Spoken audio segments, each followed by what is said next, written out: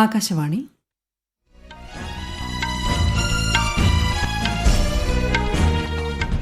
നമസ്കാരം. വാർത്തകൾ വായിക്കുന്നത് ലിൻസ സിറാജ്.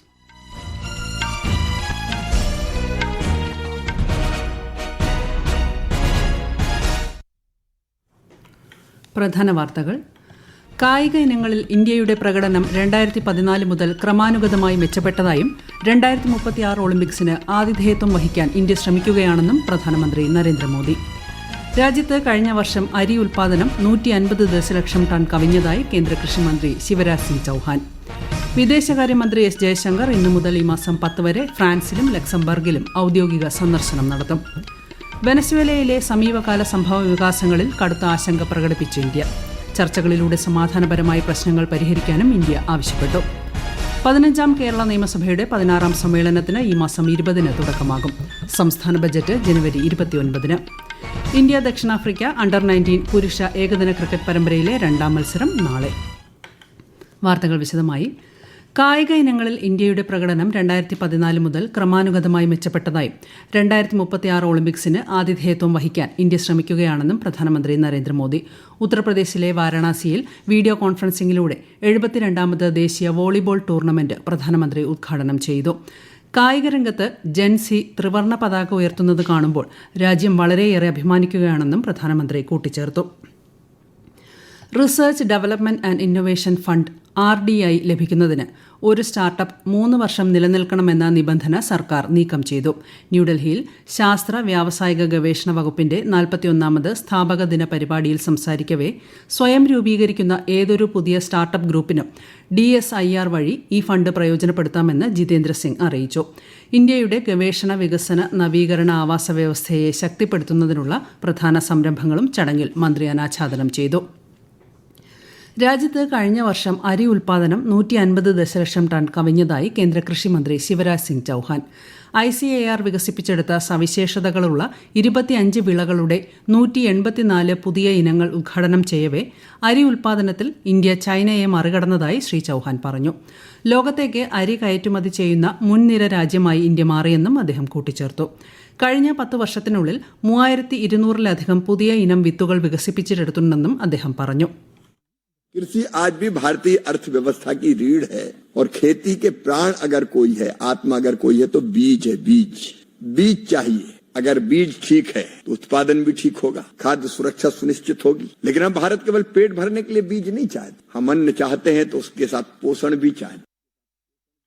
വിദേശകാര്യമന്ത്രി എസ് ജയശങ്കർ ഇന്നു മുതൽ ഈ മാസം 10 വരെ ഫ്രാൻസിലും ലക്സംബർഗിലും ഔദ്യോഗിക സന്ദർശനം നടത്തും. പാരീസിൽ ഫ്രഞ്ച് നേതൃത്വവുമായി കൂടിക്കാഴ്ച നടത്തുന്ന അദ്ദേഹം ഫ്രാൻസ് വിദേശകാര്യമന്ത്രിയുമായും ചർച്ച നടത്തും. സന്ദർശനത്തിന്റെ 2ാം പാദത്തിൽ ലക്സംബർഗിലെത്തുന്ന ശ്രീ ജയശങ്കർ ലക്സംബർഗിന്റെ ഉപപ്രധാനമന്ത്രി ഉൾപ്പെടെയുള്ളവരുമായി കൂടിക്കാഴ്ച നടത്തും. ലക്സംബർഗിലെ ഇന്ത്യൻ സമൂഹവുമായി അദ്ദേഹം സംവദിക്കും. പ്രതിരോധ സഹകരണവും സൈനിക ബന്ധവും ശക്തിപ്പെടുത്തുന്നതിനുള്ള ഇന്ത്യയുടെ പ്രതിജ്ഞാബദ്ധതയുടെ ഭാഗമായി കരസേനാ മേധാവി ജനറൽ ഉപേന്ദ്ര ദ്വിവേദി UAEയും ശ്രീലങ്കയും സന്ദർശിക്കും. നാളെ മുതൽ 2 ദിവസം UAEയിലെ കരസേനാ മേധാവി, മുതിർന്ന സായുധ സേനാ ഉദ്യോഗസ്ഥർ തുടങ്ങിയവരുമായി അദ്ദേഹം ചർച്ച നടത്തും. സന്ദർശനത്തിന്റെ 2ാം പാദത്തിൽ ശ്രീലങ്കയിലെത്തുന്ന കരസേനാ മേധാവി ശ്രീലങ്കൻ ആർമി കമാൻഡർ ഉൾപ്പെടെയുള്ള മുതിർന്ന സൈനിക സിവിൽ നേതൃത്വവുമായി ആശയവിനിമയം നടത്തും. 15ാം കേരള നിയമസഭയുടെ 16ാം സമ്മേളനത്തിന് ഈ മാസം 20-ന് തുടക്കമാകും. 33 ദിവസത്തെ നിയമസഭാ സമ്മേളനം മാർച്ച് 26 വരെ 3 ഘട്ടമായാണ് നടക്കുന്നത്. ഗവർണറുടെ നയപ്രഖ്യാപന പ്രസംഗത്തോടെ സഭാ സമ്മേളനത്തിന് തുടക്കമാവും. ധനമന്ത്രി KN ബാലഗോപാൽ ഈ മാസം 29-ന് 2026-27 സാമ്പത്തിക വർഷത്തേക്കുള്ള ബജറ്റ് അവതരിപ്പിക്കും. തൃശൂർ റെയിൽവേ സ്റ്റേഷന് സമീപമുണ്ടായ തീപിടുത്തത്തിൽ ഉന്നത റെയിൽവേ ഉദ്യോഗസ്ഥരോട് വിശദീകരണം തേടി കേന്ദ്ര സഹമന്ത്രി സുരേഷ് ഗോപി. തൃശൂർ സിറ്റി പോലീസ് കമ്മീഷണറോട് അടിയന്തര അന്വേഷണ റിപ്പോർട്ട് നൽകാൻ മന്ത്രി K. രാജനും നിർദ്ദേശിച്ചു. റെയിൽവേ സ്റ്റേഷന്റെ പിൻഭാഗത്തെ പ്രവേശന കവാടത്തിലെ ബൈക്ക് പാർക്കിംഗ് സ്ഥലത്താണ് തീപിടിച്ചത്. നിരവധി ബൈക്കുകൾ കത്തിനശിച്ചു. ഈ വാർത്തകൾ ആകാശവാണിയിൽ നിന്ന്.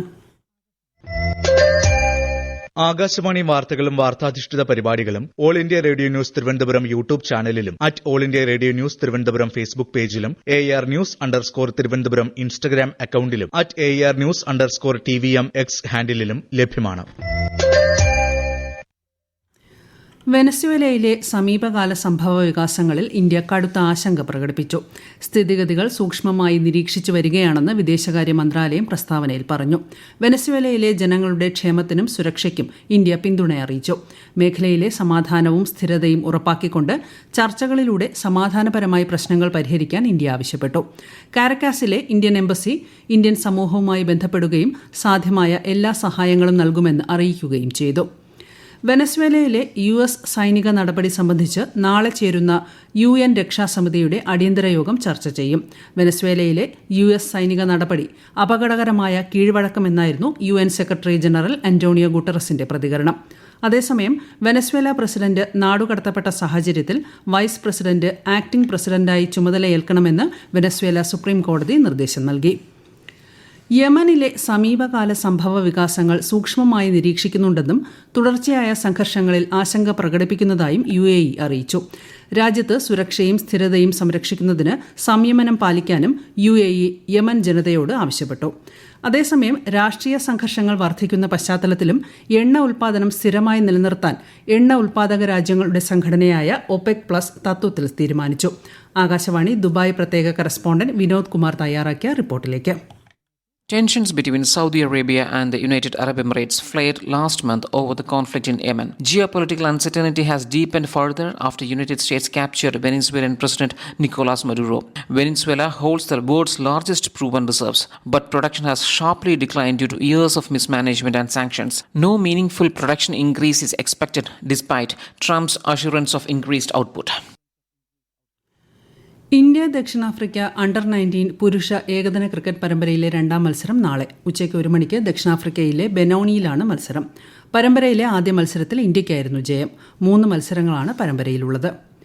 കേരളത്തിൽ കരട് വോട്ടർ പട്ടികയുമായി ബന്ധപ്പെട്ട പരാതികളും എതിർപ്പുകളും ഈ മാസം 22 വരെ സമർപ്പിക്കാം. കരട് വോട്ടർ പട്ടികയിലെ ഹിയറിംഗ് ജനങ്ങൾക്ക് ബുദ്ധിമുട്ടുണ്ടാകാത്ത രീതിയിൽ നടത്തുമെന്ന് മുഖ്യ തെരഞ്ഞെടുപ്പ് ഓഫീസർ രത്തൻ യു കേൽക്കർ അറിയിച്ചു. ശബരിമല മകരവിളക്കിനോടനുബന്ധിച്ച് പമ്പയിലേക്ക് സർവീസ് നടത്തുന്നതിനായി 900 ബസ്സുകൾ സജ്ജമാക്കിയിട്ടുണ്ടെന്ന് ഗതാഗത മന്ത്രി KB ഗണേഷ് കുമാർ. പമ്പയിൽ നടന്ന അവലോകന യോഗത്തിൽ സംസാരിക്കുകയായിരുന്നു അദ്ദേഹം. കൂടുതൽ ബസ്സുകൾ സർവീസ് നടത്തുന്നതിനനുസരിച്ച് പമ്പ ഹിൽ ടോപ്പിൽ പാർക്കിങ്ങിന് കൂടുതൽ സൗകര്യം ഏർപ്പെടുത്തുമെന്നും മന്ത്രി അറിയിച്ചു. രാജ്യത്തെ ജനങ്ങൾക്ക് പ്രധാനമന്ത്രി നരേന്ദ്രമോദി സൗജന്യമായി മൊബൈൽ ഫോണുകൾ, ഇരുചക്ര വാഹനങ്ങൾ, സ്വർണം തുടങ്ങിയവ നൽകുമെന്ന് പ്രഖ്യാപിച്ചതായി പ്രചരിക്കുന്ന വീഡിയോ വ്യാജമെന്ന് കേന്ദ്ര സർക്കാർ. പ്രധാനമന്ത്രി അത്തരത്തിൽ യാതൊരു പ്രഖ്യാപനവും നടത്തിയിട്ടില്ലെന്ന് പ്രസ് ഇൻഫർമേഷൻ ബ്യൂറോയുടെ വസ്തുതാ പരിശോധന വിഭാഗം അറിയിച്ചു. വീഡിയോ AI ഉപയോഗിച്ച് സൃഷ്ടിച്ചതാണെന്നും ഇത്തരം തെറ്റായ വിവരങ്ങൾക്കെതിരെ ജാഗ്രത പാലിക്കണമെന്നും കേന്ദ്ര സർക്കാർ ജനങ്ങളോട് നിർദ്ദേശം നൽകി. 2 ദിവസത്തെ സന്ദർശനത്തിനായി മുതിർന്ന BJP നേതാവും കേന്ദ്ര ആഭ്യന്തരമന്ത്രിയുമായ അമിത് ഷാ ഇന്ന് തമിഴ്നാട്ടിലെ തിരുച്ചിയിലെത്തി. തിരുച്ചി വിമാനത്താവളത്തിൽ പാർട്ടി നേതാവും കേന്ദ്ര വാർത്താവിതരണ പ്രക്ഷേപണ സഹമന്ത്രിയുമായ L മുരുകൻ അദ്ദേഹത്തെ സ്വീകരിച്ചു. തുടർന്ന് പാർട്ടി ഭാരവാഹികളുടെ യോഗത്തിൽ ശ്രീ അമിത് ഷാ പങ്കെടുത്തു. പുതുക്കോട്ടയിൽ BJP സംഘടിപ്പിക്കുന്ന പൊതുയോഗത്തിൽ പങ്കെടുക്കുന്ന അദ്ദേഹം നാളെ തിരുച്ചിയിലെ ശ്രീരംഗം ക്ഷേത്ര ദർശനവും നടത്തും. റോഡ് അപകടത്തിൽപ്പെടുന്നവരുടെ ജീവൻ രക്ഷിക്കാൻ കഴിയുന്ന നിർണായക സമയത്ത് അതിനായി മുന്നോട്ട് വരുന്നവരെ പിന്തുണയ്ക്കുന്നതിനും സംരക്ഷിക്കുന്നതിനുമായി നിയമ ഭേദഗതി. നിയമത്തിലെ സെക്ഷൻ 134A പ്രകാരമാണ് റോഡ് ഗതാഗത ഹൈവേ മന്ത്രാലയം നിയമ ഭേദഗതി വരുത്തിയത്. ഇതനുസരിച്ച് അപകടത്തിൽപ്പെട്ടയാളെ സഹായിക്കുന്നവരെ നിയമപരമായി ബുദ്ധിമുട്ടിക്കാനോ വ്യക്തിവിവരങ്ങൾ വെളിപ്പെടുത്താൻ നിർബന്ധിക്കാനോ അനാവശ്യമായി തടങ്കലിൽ വയ്ക്കാനോ പാടില്ല. കൂടാതെ സഹായിക്കാനുള്ള സന്നദ്ധതയെ ബഹുമാനിക്കുകയും അവരുടെ അന്തസ്സും സ്വകാര്യതയും സംരക്ഷിക്കുകയും ചെയ്യണം. സിറിയയിൽ ഇസ്ലാമിക് സ്റ്റേറ്റിന്റെ ഭൂഗർഭ ആയുധ കേന്ദ്രത്തിൽ ഇന്നലെ സൈനിക നടപടി നടത്തിയതായി ബ്രിട്ടൻ. നടപടിയിൽ ഫ്രാൻസ് സഹകരിച്ചതായി ബ്രിട്ടൻ പ്രതിരോധ മന്ത്രാലയം അറിയിച്ചു. മധ്യ സിറിയയിലെ പർവ്വത പ്രദേശത്തുള്ള ആയുധങ്ങളും സ്ഫോടക വസ്തുക്കളും സൂക്ഷിച്ചിരുന്ന കേന്ദ്രമാണ് തകർത്തത്. സിവിലിയൻ നാശനഷ്ടങ്ങൾ ഒഴിവാക്കുന്നതിൽ പ്രത്യേക ശ്രദ്ധ ചെലുത്തിയതായും ബ്രിട്ടീഷ് ഉദ്യോഗസ്ഥർ പറഞ്ഞു. പ്രധാന വാർത്തകൾ വീണ്ടും. കായിക ഇനങ്ങളിൽ ഇന്ത്യയുടെ പ്രകടനം 2014 മുതൽ ക്രമാനുഗതമായി മെച്ചപ്പെട്ടതായും 2036 ഒളിമ്പിക്സിന് ആതിഥേയത്വം വഹിക്കാൻ ഇന്ത്യ ശ്രമിക്കുകയാണെന്നും പ്രധാനമന്ത്രി നരേന്ദ്രമോദി. രാജ്യത്ത് കഴിഞ്ഞ വർഷം അരി ഉൽപ്പാദനം 150 ദശലക്ഷം ടൺ കവിഞ്ഞതായി കേന്ദ്ര കൃഷിമന്ത്രി ശിവരാജ് സിംഗ് ചൌഹാൻ. വിദേശകാര്യമന്ത്രി S ജയശങ്കർ ഇന്നു മുതൽ ഈ മാസം 10 വരെ ഫ്രാൻസിലും ലക്സംബർഗിലും ഔദ്യോഗിക സന്ദർശനം നടത്തും. വെനസ്വേലയിലെ സമീപകാല സംഭവ വികാസങ്ങളിൽ കടുത്ത ആശങ്ക പ്രകടിപ്പിച്ച ഇന്ത്യ ചർച്ചകളിലൂടെ സമാധാനപരമായി പ്രശ്നങ്ങൾ പരിഹരിക്കാനും ഇന്ത്യ ആവശ്യപ്പെട്ടു. 15ാം കേരള നിയമസഭയുടെ 16ാം സമ്മേളനത്തിന് ഈ മാസം 20-ന് തുടക്കമാകും. സംസ്ഥാന ബജറ്റ് ഈ മാസം 29-ന്. ഇന്ത്യ ദക്ഷിണാഫ്രിക്ക അണ്ടർ-19 പുരുഷ ഏകദിന ക്രിക്കറ്റ് പരമ്പരയിലെ 2ാം മത്സരം നാളെ. വാർത്തകൾ കഴിഞ്ഞു. അടുത്ത വാർത്താ പ്രക്ഷേപണം രാത്രി 8:35-ന്.